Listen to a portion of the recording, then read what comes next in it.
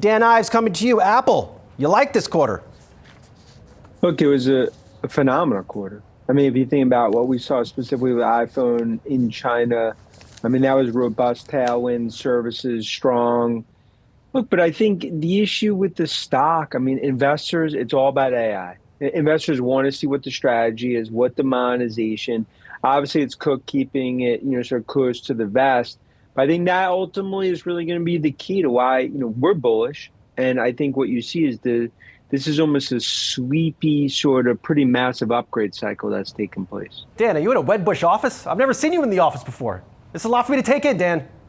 Look, there's a lot going on, Taz. I had to, I wanted to kind of blow your mind. So I'm in the office today. And, again, it's Friday.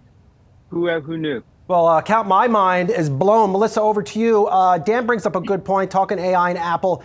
How much AI initiatives for Apple, AI, the broader environment, how much of that is priced into Apple stock, you think? Yeah, it's a tricky one. First of all, happy Friday. Thanks for having me on. I mean, there's a couple of interesting things going on from the quarter. I mean, they beat Visible Alpha consensus on the top line pretty nicely, and also at the gross margin. But what really stood out to us was China. China beat consensus by over 20%.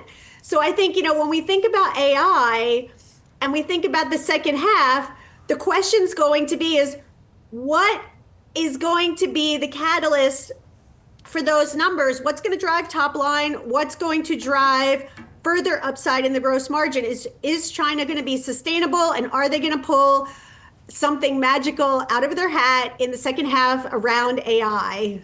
Is that magical thing, Ines, you think it's this Google Gemini? I mean, Big Tim, he didn't want to get into the financial ramifications of this type of Google, but I mean, it's hard to tell how excited he was. That's just Tim Cook, but he sure seemed excited, and he sure seemed to think this could be a big lift to Apple over time.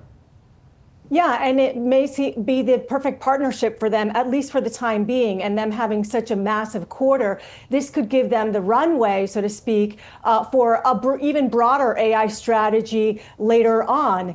So even though investors were so concerned about AI last year, this could be a stopgap measure, as Dan Howley had been mentioning earlier, and this could be the perfect fit for right now.